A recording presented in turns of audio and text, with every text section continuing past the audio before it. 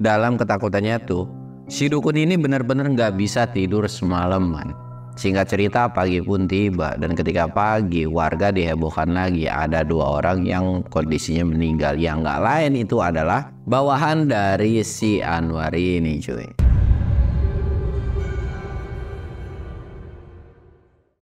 Assalamualaikum warahmatullahi wabarakatuh. Balik lagi di channel Samsul Mister Horror.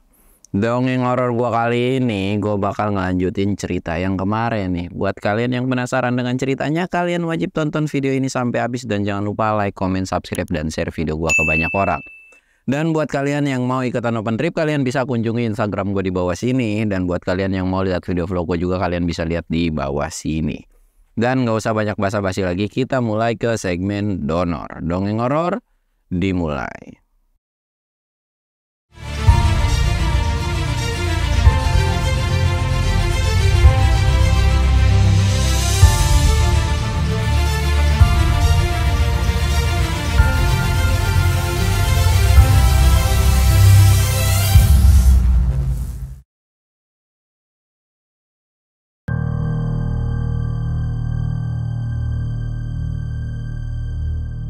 Oke cuy, sebelum masuk ke ceritanya, kita ritual kayak biasa ya, kita sebat-sebat.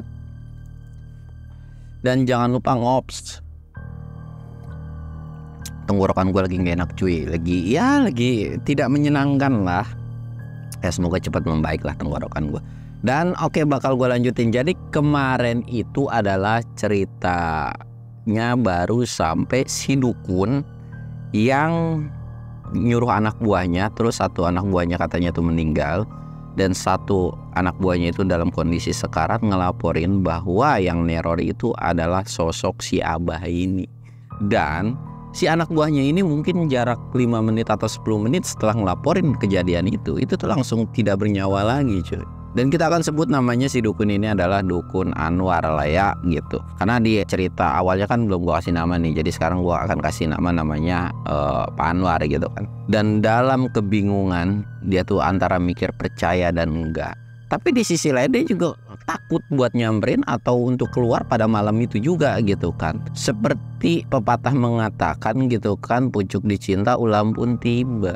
Ternyata ada yang manggil-manggil nama Anwar ini. Anwar, keluar kamu. Anwar gitu kan. Dan suaranya itu memang bener-bener gak asing di kupingnya si dukun ini cuy. Kayak kok suaranya kayak gak asing gitu kan. Anwar ini gak keluar, dukun ini gak keluar. Dia tuh melainkan ngecek atau ngintip di bagian jendela. Dan ketika dicek jendela, ternyata betul yang di luar adalah itu sosok Abah dengan kondisi seperti pas dilemparin pakai batu itu cuy. Keadaannya tuh bener-bener parah banget sih, banyak luka dan sosoknya pun serem banget. Bahkan yang paling bikin serem adalah bola mata hitamnya tuh nggak ada, jadi mata melotot itu adalah pure bola mata putihnya doang. Dan si Abah ini tuh kayak ngomong dan teriak, keluar. Saya akan bikin perhitungan dengan kamu yang telah memfitnah saya. Singkatnya nih, Anwar ini atau si dukun ini itu ketakutan. Dia tuh masuk ke kamarnya dan ngunci. Bahkan dia pun kayak menyegeli kamarnya tuh dengan keris-keris dan ya pegangan dia lah gitu cuy, ditempelin di sono sini.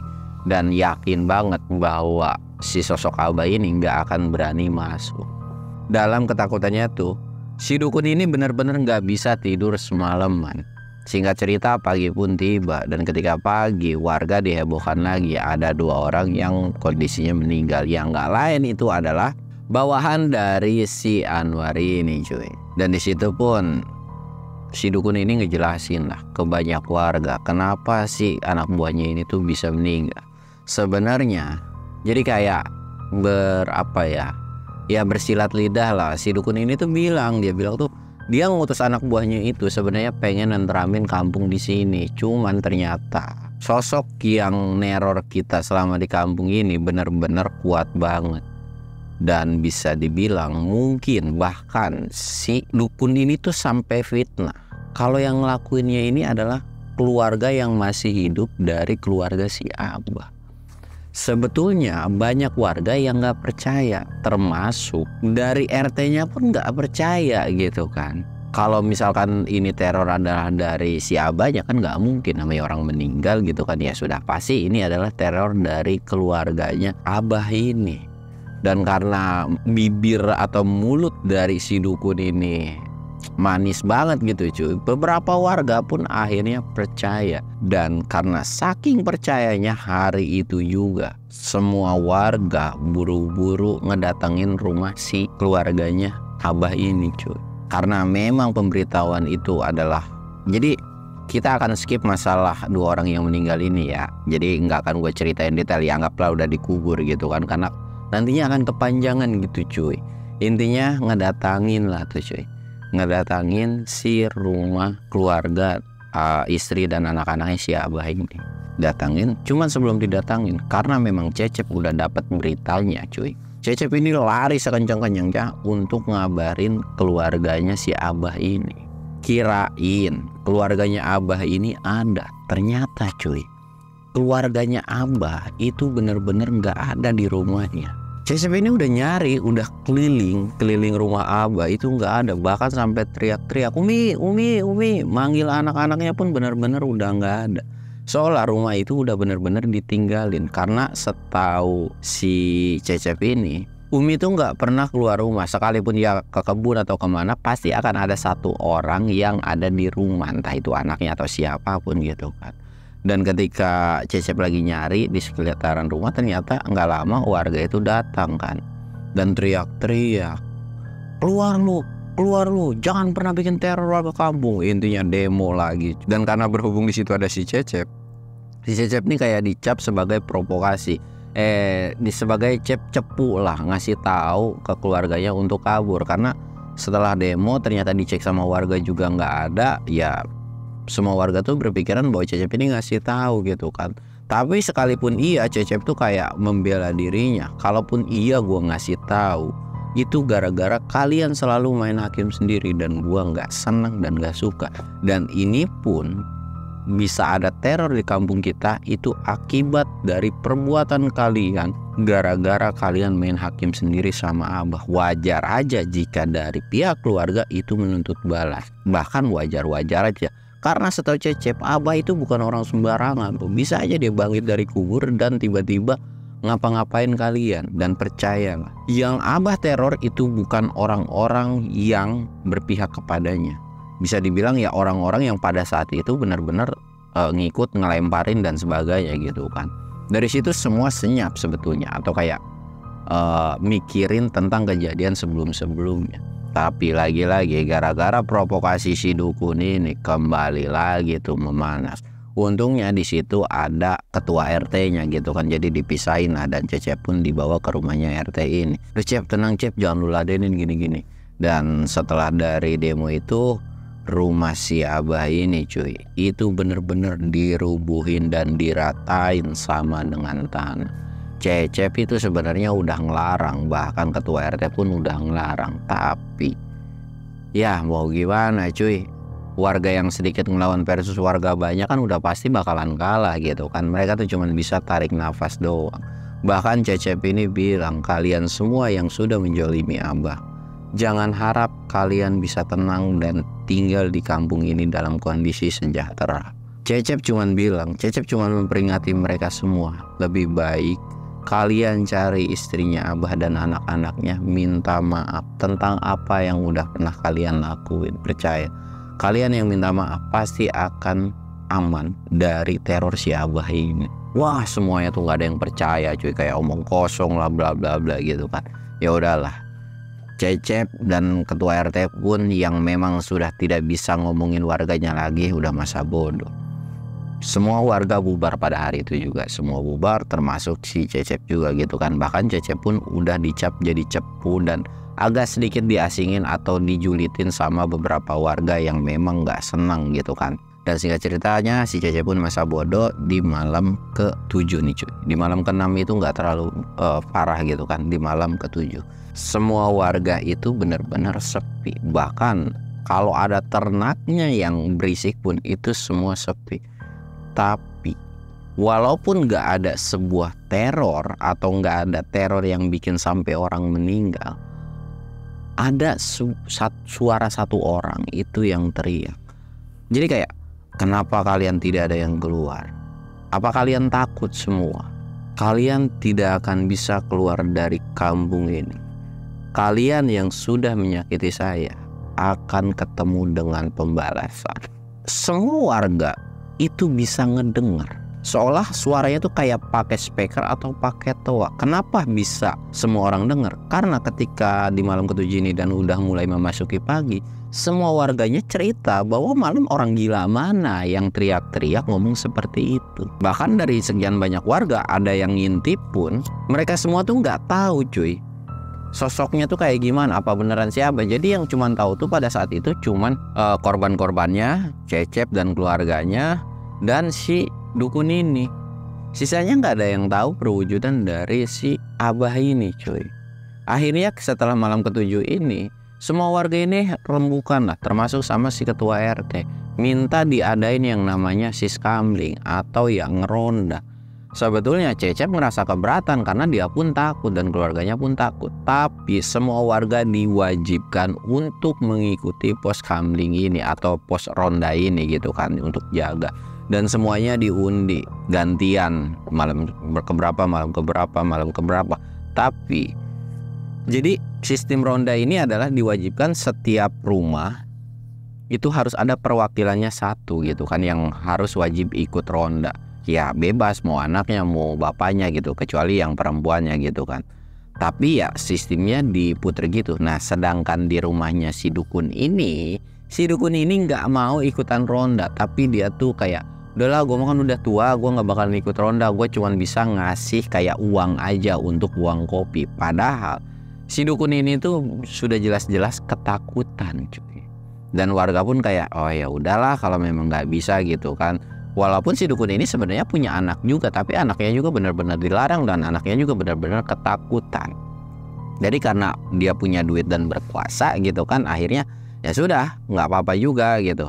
Di malam pertama ngeronda, semua warga, iya beberapa warga yang ngeronda itu, mereka tuh ngadain yang namanya jaga malam. Tapi katakanlah jam 9, jam 12, jam 2, jam 3 itu mereka tuh keliling kampung cuy.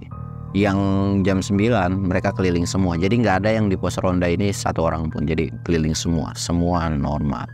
Tapi ketika jam 12 malam mereka keliling, mereka ngelihat satu orang itu lagi jalan. Dan awal ngeronda ini kebetulan si Cecep bagian yang pertama. Semua warga ngelihat, yang ronda nih ya, ngelihat bahwa ada satu orang lagi jalan. Jadi dia megang kayu kecil cuy, megang kayu. Dan pagar pada saat itu kan belum besi ya, jadi kayak masih pagar dalam kondisi kayu bambu gitu kan. Nah si orang ini tuh kayak anak kecil mainin trak trak trak trak gitu kan. Semua warga saling tanya dong, siapa itu, siapa itu. Cecep udah tahu nih gelagatnya dari kejauhan. Cecep yang memang selalu dihantui dengan bayang-bayang si Abah ini, dia udah tahu dan berpikiran bahwa sosok yang ada di depannya itu adalah sosok Abah. Cecep nggak pikir panjang dan nggak mau banyak debat atau ngasih tahu siapa sosok tersebut. Cecep itu langsung ngibrit lari sekencang-kencangnya. Ada beberapa orang yang ronda pada saat itu ngeh bahwa Cecep ini lari. Lah itu orang kenapa lari?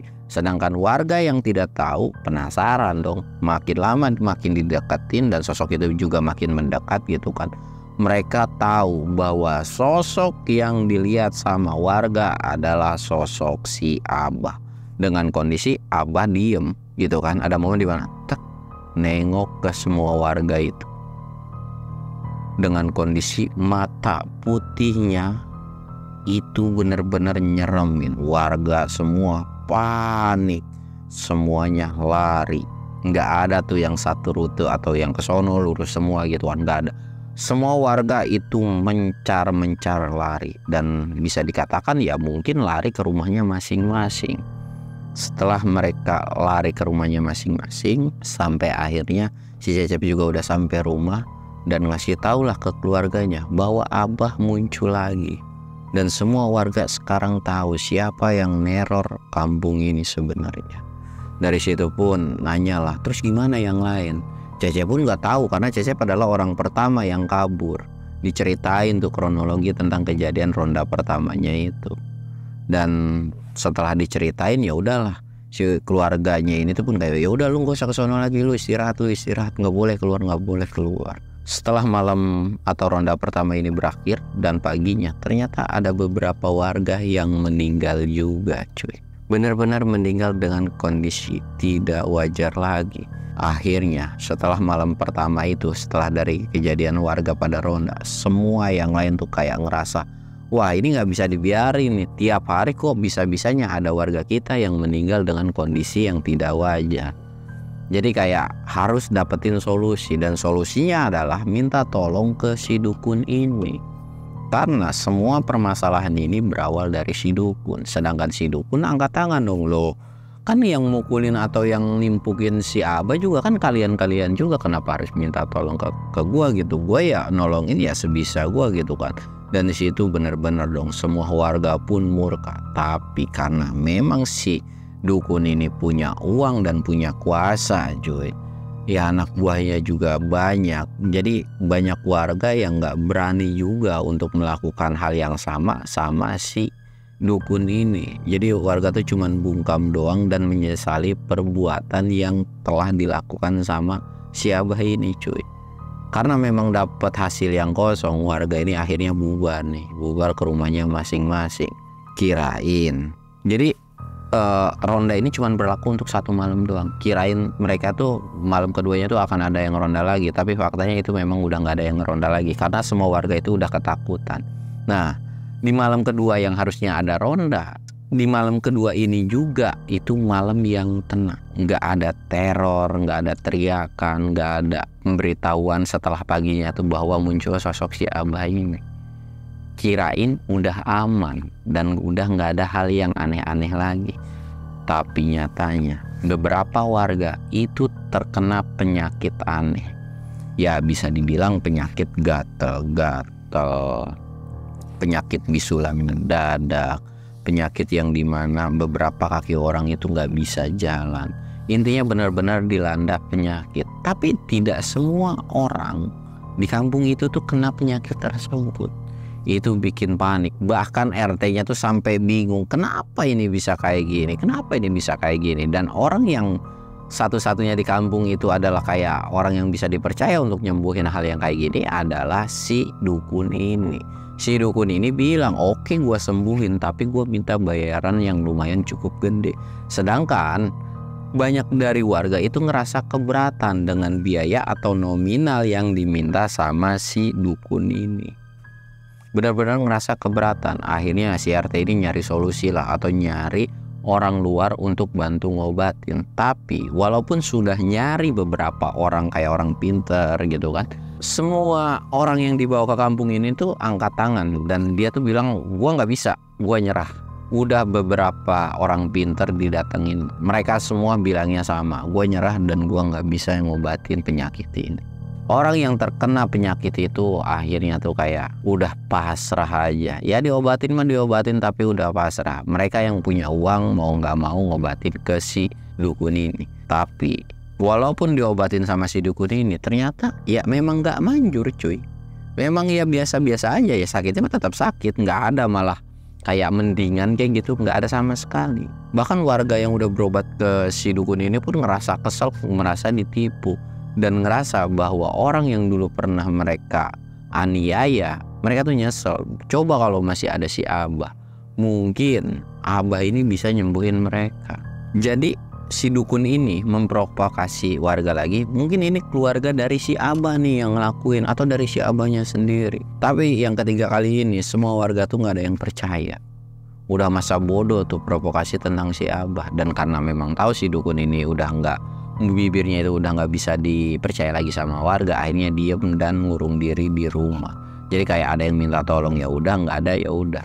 Dan pada saat itu pun si dukun ini belum yang diteror sama si Abah ini cuy, masih tenang-tenang aja. 2 hari, 3 hari, bahkan sampai 1 minggu, makin lama. Walaupun memang sudah tidak ada korban yang meninggal lagi, tapi banyak warga yang sekarat cuy, bisa dibilang dalam keadaan udah frustasi dengan penyakitnya mereka.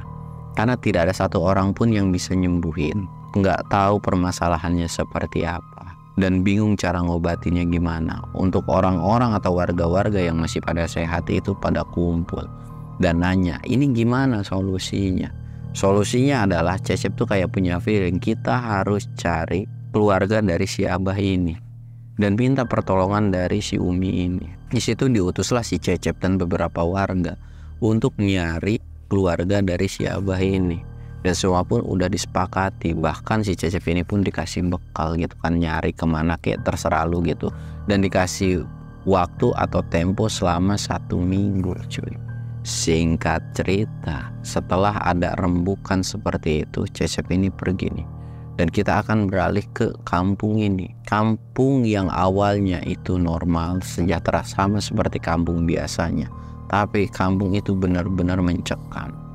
Mungkin kalian akan bertanya gitu kan, kalau memang sudah ada teror kayak gitu, kenapa tidak coba untuk keluar dari kampung tersebut? Namanya zaman dulu cuy. Ya mau bikin rumah itu serba susah, walaupun kayu itu banyak. Tapi intinya kalau pindah-pindah kan ribet. Jadi mereka kayak netap aja lah. Siapa tahu ini cuman musibah, dan semua orang juga pernah ngalamin hal musibah yang sama juga gitu kan. Dan lagian juga ya namanya segala penyakit pasti akan selalu ada obatnya, dan mereka selalu percaya kayak gitu kan. Itu benar-benar kampung itu tuh benar-benar sepi. Bahkan kegiatan waktu sore pun itu sekitaran jam 2 atau jam 3 itu udah sepi sama sekali. Nggak ada kegiatan. Ya mungkin ada 1-2 orang, tapi nggak banyak kayak biasanya.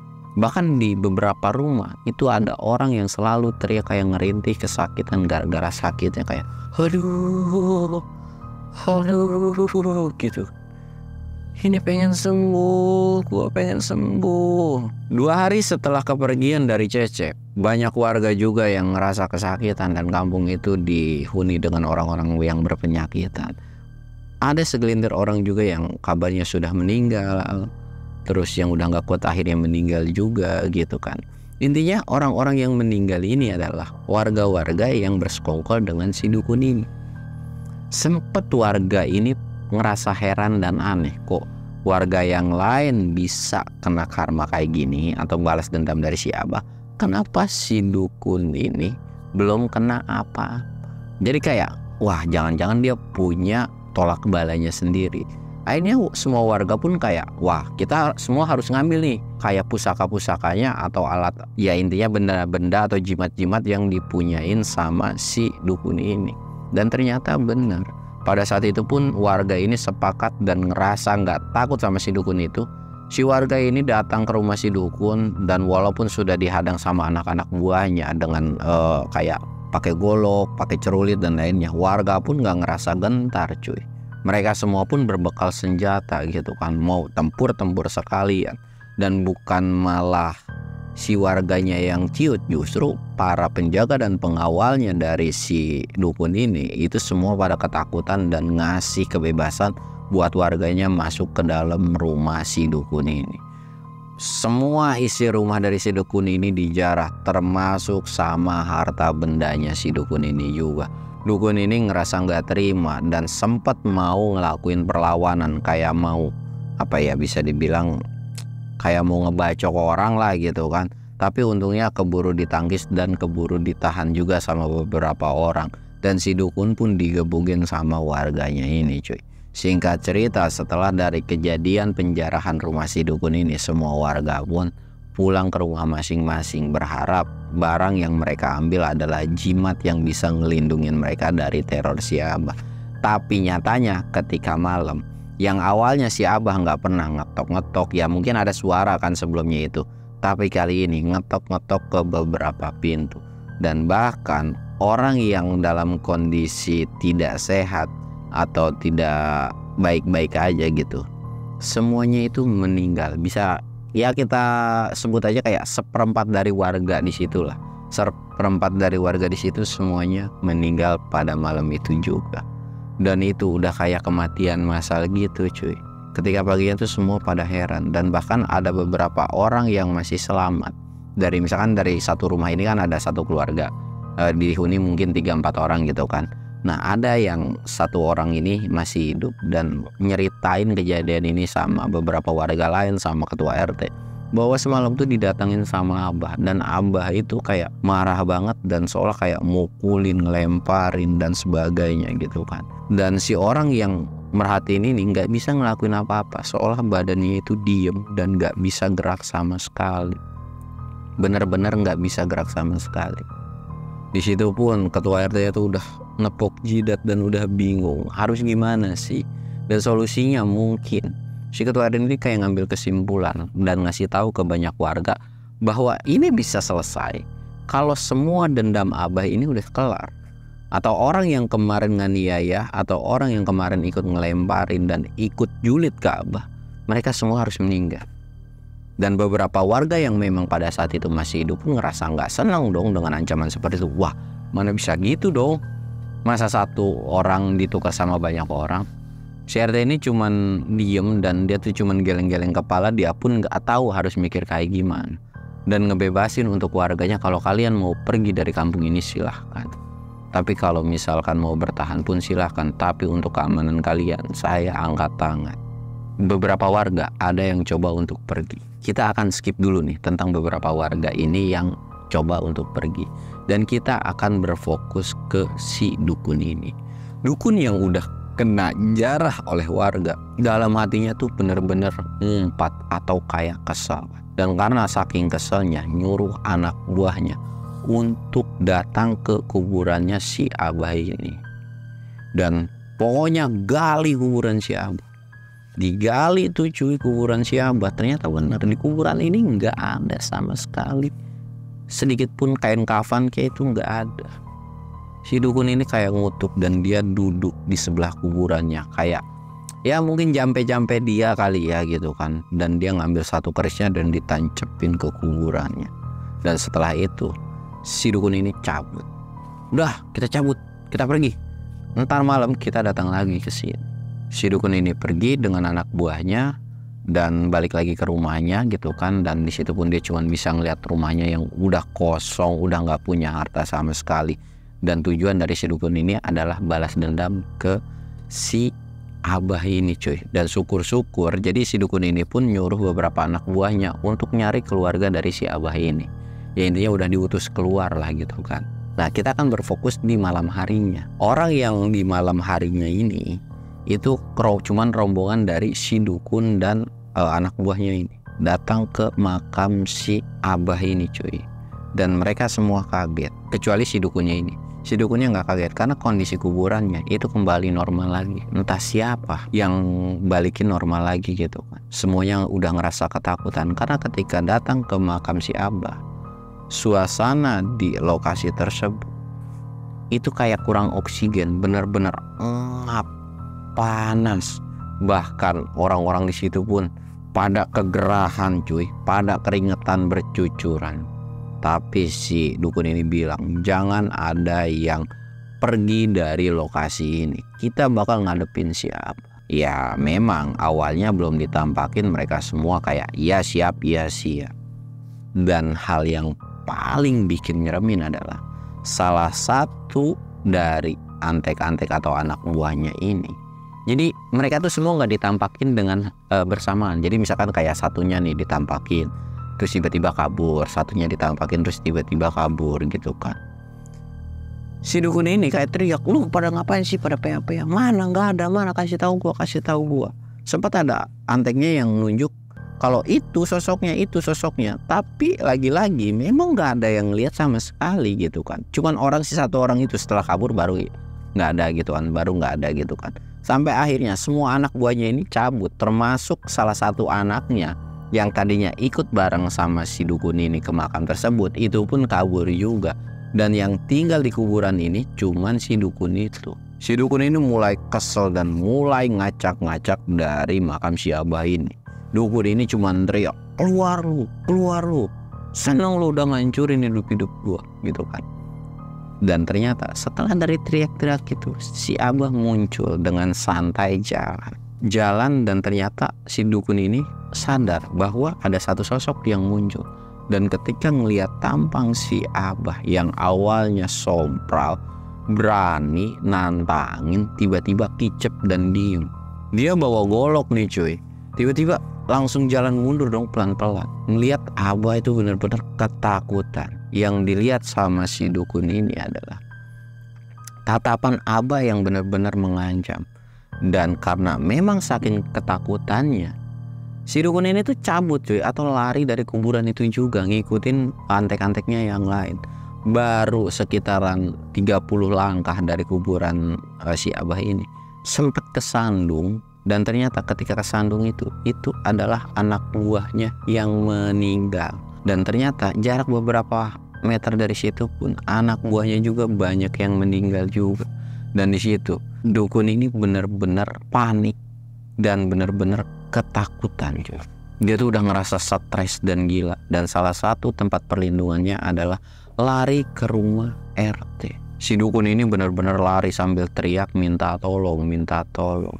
Tapi seolah suaranya ini kayak nggak didengar. Bahkan si dukun ini sempat lari ke salah satu rumah warga, tapi seolah kayak nggak ada yang mau bukain. Bahkan udah coba ngedobrak satu pintu, itu kayak nggak ada tenaga.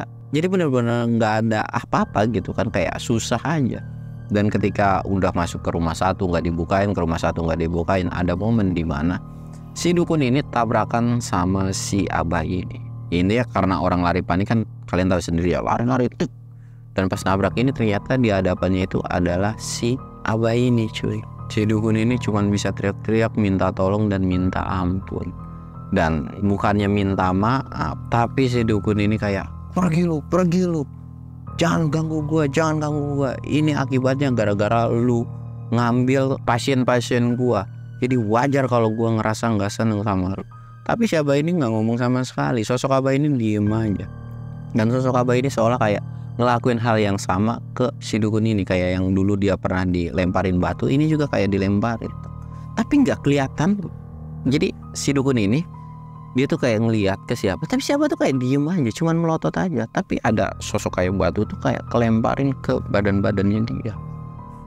Karena memang sakit banget dari lemparan itu, bahkan ada kulit-kulitnya yang sampai ke kelupas. Dia tuh kayak coba bangun dan terus lari, tidak memperdulikan dengan lemparan-lemparan tersebut. Bahkan ketika lari pun ngerasa bahwa badannya ini ada yang lemparin, tapi batunya itu nggak kelihatan, apapunnya tuh nggak kelihatan. Dan singkat cerita, sampailah di rumah si RT ini cuy. Dan ketika sampai di rumah RT pun, itu ketika ngetok-ngetok nggak ada yang bukain. Bahkan udah teriak sekencang-kencangnya nggak ada yang bukain. Bener-bener nggak ada dibukain. Dan si Abah itu udah ada sampai di rumah RT juga. Dan si dukun udah tahu dengan dengan kedatangan si Abah ini. Abah ini ngomong yang terakhir kali, ini adalah pembalasan saya ketika kamu zolim kepada saya, dan selamat menikmati karma kamu. Si Abah ini langsung pergi gitu aja. Nggak diapa-apain sama seperti warga-warga yang lain. Berpikiran si dukun ini senang dan ngerasa selamat. Tapi nyatanya cuy, luka yang ada di badannya itu benar-benar sakit parah. Jadi setelah si Abah ini cabut, si dukun ini benar-benar ngerasa kesakitan dan teriak-teriak. Dan seketika semua warga ngumpul ngeliatin kejadian di mana ada semua orang teriak-teriak. Dan ternyata itu adalah di rumahnya si Pak RT ini kan. Dan sempet keheranan kenapa si dukun ini bisa kayak gini. Dan si dukun ini pun kayak ngumpat dan kesel. Kok kalian tadi gue gedor-gedorin, gue minta tolongin, kalian semua gak buka. Padahal semua warga itu gak ngedengar suara siapapun coy. Atau bisa dibilang ya memang gak ada orang teriak-teriak minta tolong. Termasuk si RT-nya pun bilang ya ini doang yang kedengeran, sisanya gak ada gitu kan. Tapi si dukun ini kayak kesel. Bahkan si dukun ini sampai mau nyeruduk satu warga yang kelihatan bawa golok. Dan dia tuh kayak ngancem, kalian semua gue bunuh, kalian semua gue bakal abisin. Dari situ dong semuanya tuh kayak langsung waspada. Dan si dukun ini bukannya dikasihanin dan diobatin, justru malah makin parah. Si dukun ini tuh bener-bener bisa dibilang kayak dilakuin sama kayak si Abah ini cuy. Ditonjokin, digebukin. Dan singkat ceritanya si dukun ini pun sampai akhirnya meninggal dunia. Dan kita akan skip dulu nih tentang cerita si dukun ini. dan kita akan beralih ke keluarganya si Abah, atau bisa dibilang si Cecep yang nyari keluarganya si Abah. Cecep ini nyari ke beberapa kampung, dapat laporan dituju, dan sampai akhirnya dapat berita bahwa ada satu orang yang tinggal di dalam hutan, dan ternyata ketika didatangin itu adalah keluarganya Abah. Si Cecep ini minta tolong bahwa Abah ini lagi neror kampungnya, tapi keluarganya si Abah ini cuman bilang, sakit hatinya gue tuh udah gak bisa kebayar lagi, dan itu adalah balasan untuk kalian semua yang sudah berlaku zolim kepada suami saya. Dan si istrinya ini cuman bilang ke Cecep, Cep, lu kalau mau jadi orang benar, jadi orang benar, jangan pernah termakan sama provokasi orang. Dan intinya semua akan berakhir jika semuanya sudah selesai. Dan intinya gua pun gak bisa nolongin dari warga-warga di situ. Intinya ya sudahlah, dan ini pun kenapa alasannya gua pergi dari kampung ini. Ini adalah alasannya karena Abah minta untuk kita semua itu pergi, atau bisa dibilang ya keluarga dan anak-anaknya itu pergi gitu kan. Dan akhirnya kita nurut. Dari situ pun Cecep ya karena nggak bisa ngebujuk juga kan, dan beberapa warga pun sempet kayak geleng-geleng kepala, dan ya udah Cep mau gimana lagi, emang udah kayak gini. Berarti salah satu solusinya adalah beberapa warganya atau warga yang terlibat pada saat itu harus meninggal semua. Dan akhirnya Cecep pun pamitan nih. Cecep pun pamitan, dan kalau memang ada butuh apa-apa datang aja ke kampung itu dan cari Cecep. Ya, kurang lebih seperti itu gitu kan. Dan si istrinya itu kayak manggut seneng, dan istrinya pun bilang kalau dia pun udah mulai ikhlas, dan anak-anaknya pun mulai ikhlas. Walaupun ada satu anaknya itu yang depresi banget pada saat itu gitu kan. Dan setelah pamitan si Cecep ini pulang kan ke kampungnya. Nah ketika pulang ini, karena memang pada saat itu yang gue ceritain nih cuy, ada beberapa warga yang kabur dari desa itu. Ternyata ketika mau dekat sampai arah pulang itu, warga yang kabur yang memang terlibat dalam kasusnya si Abah ini nemuin Cecep itu dalam kondisi meninggal dunia semua cuy, atau nggak sadarkan diri. Dan pas dicek itu ya memang udah meninggal. Dan Cecep tahu, dan beberapa warga pada saat itu pun tahu bahwa ini adalah warga kampungnya. Ya akhirnya cobalah kayak bawa beberapa warga dikumpulin dulu, terus nanti akan dilaporin gitu kan, pulang ke rumahnya atau pulang ke kampungnya ini. Dan kondisi ketika pulang pun itu dalam kondisi malam, yang dimana kondisi malam ini adalah pada saat si dukun ini diteror. Dan si Cecep itu karena penasaran banget kan dengan apa yang akan dilakuin sama si dukun. Jadi ketika masuk ke kampung lihat si dukun ini rombongan beberapa orang, jadi diikutin terus. Sedangkan beberapa warga yang lain itu pada pulang ke rumahnya masing-masing. Cecep ini ngeliatin kejadian apa yang udah dia lihat sama yang dialamin sama si dukun ini ya. Di situ pun Cecep cuma bisa geleng-geleng kepala. Sebenarnya ada momen dimana ketika di rumah RT Cecep ini mau nolongin, tapi yang awalnya Cecep ini ngeliat Abah itu dekat sama si dukun ini, di kupingnya tuh ada yang ngebisikin jangan ikut campur. Seketika Cecep pun diem dan gak berani nolongin. Dan seketika diem, akhirnya rame-rame, akhirnya Cecep pun masuk ke rombongan dari warga-warga ini. Dan setelah tahu bahwa si dukun ini udah mati juga, udah meninggal gitu kan, akhirnya Cecep muncul dan bilang bahwa semuanya akan berakhir kalau semua warga yang terlibat itu juga ikutan meninggal juga. Dan dari situ pun warga udah kayak tarik nafas, RT juga udah bingung, dan di sini pun kayak nyari siapa aja yang masih. Dan ternyata pas udah dicek semua warganya itu udah meninggal yang terlibat dalam kejadian itu. Tapi si RT bilang bahwa ada beberapa warga yang pergi juga dari kampung ini. Tapi Cecep itu cuma bisa nundukin kepala dan bilang bahwa beberapa warga itu diketemuin di luar desa dan dikumpulin, tinggal diangkut aja dan dikuburin gitu kan. Dari situ pun akhirnya semua kampung tuh semua warga di situ pun gotong royong untuk nguburin si jenazahnya ini cuy. Dan singkat cerita nih, beberapa hari dari kejadian itu, setelah keadaan yang bener-bener parah banget, teror yang bener-bener mencekam banget, kampung itu selama 3 bulan bener-bener udah kayak kampung mati. Walaupun ada beberapa warga ya, tapi bener-bener kayak kampung mati. Dan setelah 3 bulan semua warga di situ tuh kayak ngerasa aman, dan kayak udah terornya tuh udah nggak ada lagi gitu kan. Dan alhamdulillah keadaan atau aktivitas dari warga di situ pun kembali normal setelah 3 bulan. Dan bahkan warga di situ pun udah kayak nggak akan ngebahas tentang kejadian dari kampung tersebut lagi. Dan setelah dari kejadian itu pun ya banyak yang ditutup-tutupin lah. Ya sempet sih kedengeran sama kampung sebelah gitu. Dan itu tuh jadi sebuah isu yang intinya ketika ditanya enggak kayak gitu kok. Intinya beberapa warga tuh kayak ditutup-tutupin. Terus ada yang bilang iya juga, dan banyak warga ngecap bahwa kampung itu adalah kampung setan. Dan semua warganya cuman bisa pasrah dengan ya mau gimana lagi, karena itu juga akibat dari perbuatan dari warga-warga di situ. Ya kalau ada cibiran tentang hal yang buruk dari kampung itu, mereka juga akan terima-terima aja. Tapi seiring berjalannya waktu gitu kan cuy, bahkan udah sampai 1-2 tahun pun ya kembali normal lagi sebenarnya. Ya digunjingin itu pada awal-awal aja lah biasanya gitu kan. Dan sampai akhirnya Cecep juga kembali normal lagi kerja jadi buruh tani gitu kan. Dan di situ pun tidak ada yang berani main hakim sendiri karena udah ngelihat kejadian yang sebelum-sebelumnya. Dan sampai akhirnya cerita ini pun selesai cuy. Dan mungkin kalian pasti akan bertanya, keluarganya Abah gimana? Ya keluarganya Abah udah nggak pernah ke kampung itu lagi cuy, dan udah nggak mau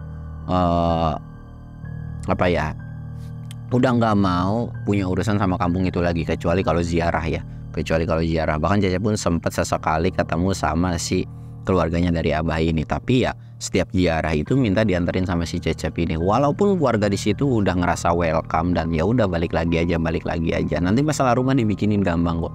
Tapi si istrinya ini udah nggak mau aja, dan udah ngerasa udah bete aja lah, udah kesal banget sama warga di situ gitu kan. Dan ya akhirnya istri dan anak-anaknya itu alhamdulillah jadi keluarga yang normal, jadi keluarga yang ya balik lagi seperti biasa. Dan si Uminya juga nggak nikah lagi dan fokus ngurusin kedua anak-anaknya aja gitu kan. Dan sampai akhirnya cerita ini pun selesai. Pelajaran yang bisa diambil di sini tuh jangan pernah main hakim sendiri cuy, karena mungkin katakanlah ada orang salah gitu ya, tapi kalian jangan pernah ngambil dari sudut pandang salahnya. Maksudnya ya jangan, ya sekarang kan zamannya udah hukum nih, lu laporin aja ke polisi. Jangan yang sampai ngelakuin sesuatu hal, apalagi sampai ngebunuh orang gitu ya. Waduh itu berlebihan sih. Apalagi sesuatu hal yang memang kalian nih nggak tahu juga kronologinya seperti apa gitu. Kayak ada orang digebukin, wah ngikutin aja gebukin gitu. Ya jangan kayak gitu juga cuy gitu.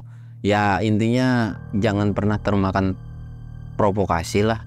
Dan kalau ada masalah ya diselesaikan secara baik-baik. Kalau nggak baik-baik pukul aja sekali, jekuk tapi jangan. Ya intinya jangan kayak gitu. Ya intinya semua diselesaikan dengan damai lah ya. Segala sesuatu dari cerita ini silahkan kalian ambil yang positifnya, yang buruknya silahkan kalian buang. Gua Samsul undur diri. Assalamualaikum warahmatullahi wabarakatuh.